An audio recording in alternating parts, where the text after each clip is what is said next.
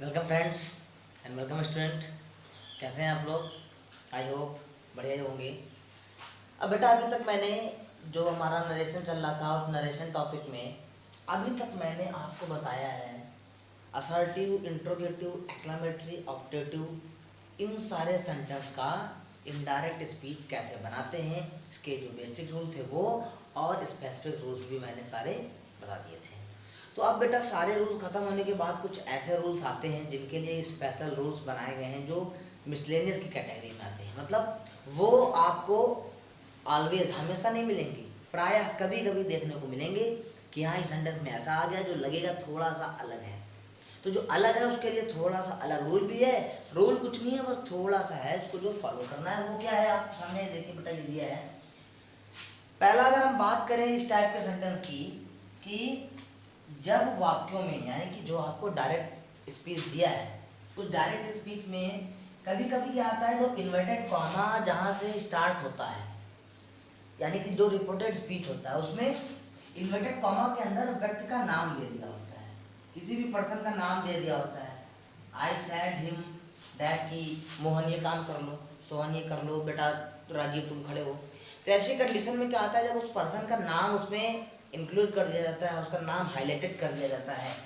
तो जैसे सेंटेंस मैंने आपके सामने एक एग्जांपल दिया है। एग्जांपल में लिखा है ही सैड, उसने कहा Rajiv I am waiting for you, Rajiv मैं तुम्हारा वेट कर रहा हूँ। उसने कहा कि राजीव, नाम लेके कह दिया ना, व्यक्ति का नाम उसमें आ गया रिपोर्टेड स्पीच में। देन क्या करते हैं बेटा, हमें पता है कि ये जो बात कही जा रही है ये राजीव से कही जा रही है, स्पेशली फॉर राजीव।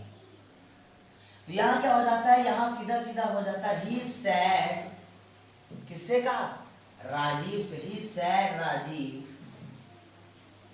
देन आगे क्या आ जाता है, जहां दे इसके बाद से दैट जुड़ जाता है। ही सैड राजीव, उसने राजीव से कहा I am waiting for you. I जो है आपका ये फर्स्ट पर्सन की कैटेगरी में आता है। देन ये कन्वर्ट होगा किसके अकॉर्डिंग, सब्जेक्ट के अकॉर्डिंग। सब्जेक्ट है ही तो यहाँ भी क्या हो जाएगा, दैट ही। अब आपने देखा यहाँ पर जो टेंस है वो प्रेजेंट कंटिन्यूअस का है तो पास्ट में चला जाएगा। He was waiting for you, जो है हमारा वो सेकंड पर्सन है और सेकंड पर्सन ऑब्जेक्ट के अकॉर्डिंग। और ऑब्जेक्ट हमारा क्या था यहाँ पर, देखिए यहाँ पर था आपका ही said Rajiv I am waiting for you.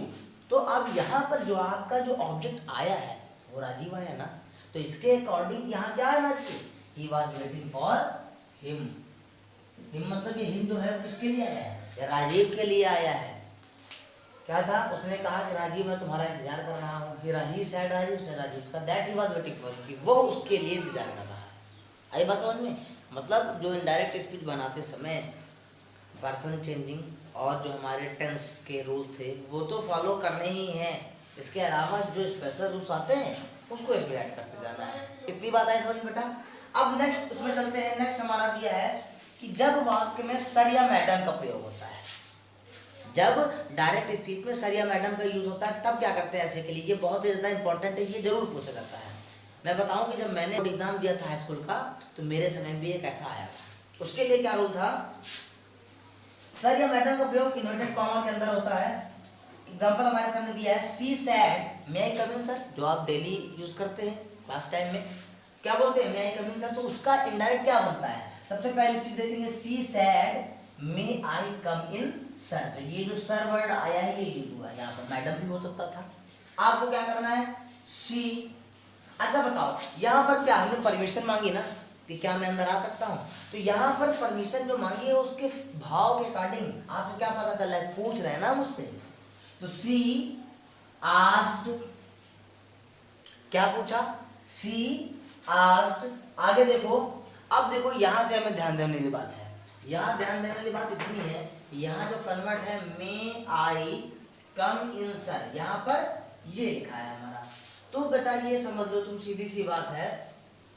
इसके बाद अब जब यहाँ पर इंट्रोगेटिव यानी कि पूछ रहा है इसमें, तो सी आर किससे पूछ रहा है। अच्छा ये बताइए, यहाँ पर सर या मैडम लगा है तो इतनी बात तो तय हो गई कि यहाँ पर जो बात हो रही है वो रेस्पेक्ट की हो रही है, वहाँ पर इज्जत दी जा रही है। तो सी आस्क्ड रेस्पेक्टफुली, रेस्पेक्ट रिस्पेक्टफुली। अब बताओ जब आस्क लगता है तो यहाँ पर इफ या वेदर का यूज करते हैं। सी आस्क रिस्पेक्टफुली इफ, अब आई हमारा फर्स्ट पर्सन था, convert according to the subject, subject है सी, तो यहाँ क्या आ जाएगा इफ शी। मे का क्या होता था माइट, इफ शी माइट आगे कम इन।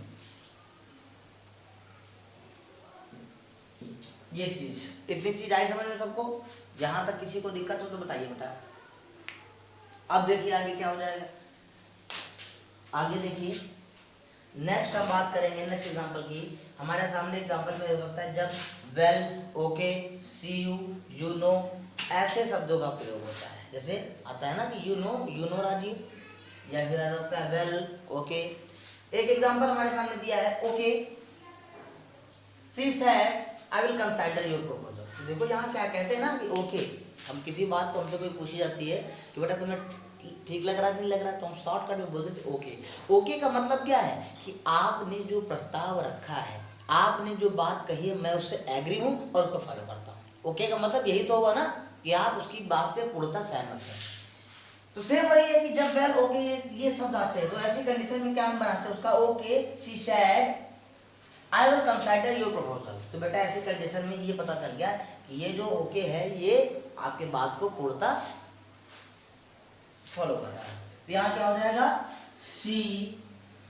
अब देखो यहाँ पर ये पता चल रहा है बेटा कि ये जो आपका I will consider your proposal, तो देखिए क्या she said that, she said that, आगे क्या बन जाएगा आई अपना क्या फर्स्ट पर्सन है according to the subject she. Will का क्या हो जाता है would, she said that she would consider your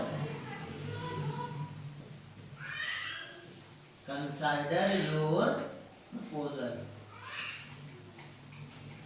आई बात समझ में? तो यहाँ पर जब ये शब्द होंगे तो ये तो बिल्कुल सिंपल सा हो जाएगा कि बेटा इसलिए क्योंकि वो जो है वो आप अपनी बात को ही रख देंगे सीधे सीधे बस, ठीक है। क्योंकि आपने अगर किसी की बात को ओके कहा है मतलब आप उसके साथ में उसकी बात को फॉलो करते हैं, ओके।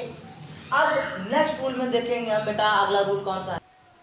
हाँ तो स्टूडेंट हम बात कर रहे थे आगे जो हमारे डायरेक्ट स्पीच के रूल थे, डायरेक्ट के वो मिसलेनियस रूल के, उसमें बात कर रहे थे हम।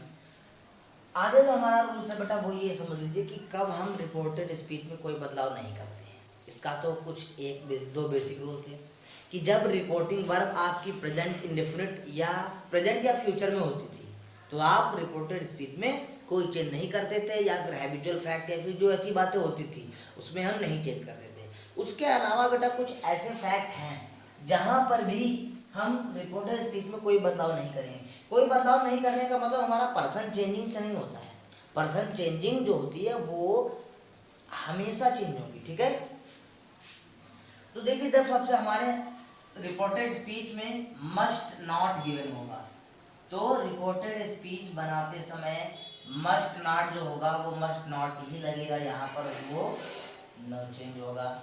सेंटेंस में हमें नीड नॉट दे सकता है, वहां पर भी जब इसका हम नरेशन बनाएंगे तो रिपोर्टेड स्पीच में कोई चेंज नहीं करेंगे। देन हमारे अगर रिपोर्टेड स्पीच में विल होता था तो विल का वुड, शैल का शुड और कैन का कुड बनाते थे। सपोज हमें वुड शुड और कुड ही दे दिया है तो रिपोर्टेड स्पीच बनाते समय हम क्या करेंगे नो चेंज करेंगे, यानी कि वुड शुड जो कुड था वो वुड शुड और कुड ही रिपोर्टेड स्पीच में भी लगेगा जब इनडायरेक्ट बनाएंगे तब भी, ओके। इतनी बात समझ में आई।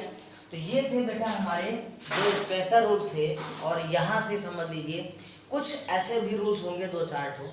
अभी जो एक आता है हैड टू का रूल्स, जब हम अपनी बात को जोड़ देते हैं कि मुझे ये पार्टी खत्म होने के बाद घर जाना है तो वहाँ पर हैड टू आता है, तो वो हैड टू में जाता है, वो अभी आपको नहीं पढ़ना है, ओके। क्योंकि वो आपका शायद इंटर तक भी उसका रूल्स नहीं है, वो जब आप कंपटीशन में जाएंगे तब वो रूल्स आपको आएगा मिलेगा, ठीक है। तो बेटा ये समझ लीजिए कि ये थे आपके इनडायरेक्ट बनाते समय क्या बेसिक रूल्स और इंट्रोगेटिव ऑपरेटिव से लेकर यहाँ तक का सफ़र जो आपको फॉलो करना था और आपने किया भी। अब आशा करता हूँ कि ये जो मैंने बनाया है इस रूल्स को भी पढ़ेंगे और अगली वीडियो जो आपको मिलेगी उसमें मैं 20 प्रैक्टिस इनडायरेक्ट स्पीच या डायरेक्ट स्पीच के दूंगा जो आपको करने होंगे, ठीक है। तो आप अगर रूल सारे नहीं देखे हैं तो जो वीडियो में डालता हूँ उसकी लिंक से चैनल पर जाइए और सारी वीडियोस को देखिए ताकि आपका बेनिफिट हो, आप डायरेक्ट स्पीच इनडायरेक्ट स्पीच को अच्छे से सीख सकें और आगे कोई दिक्कत ना हो। क्योंकि बताइए डायरेक्ट इनडायरेक्ट जो है 10th से लेकर इंटर और उसके बाद भी आपका पीछा नहीं छोड़ेगा। अगर आपका सब्जेक्ट इंग्लिश है तो आप कहीं भी से नहीं भाग सकते, चाहे टेट हो, सुपर टेट हो, कोई भी कम्पिटिशन एग्जाम देंगे, ठीक है। तो ये तो बेसिक सा ही मैं पढ़ा रहा हूँ ताकि आप एकेडमिक लेवल का जो है उतने में कहीं भी ना फंसे। आई बात समझ में? तो अच्छे से देखते रहें, फॉलो करते रहें। तब तक के लिए बेटा धन्यवाद, थैंक यू।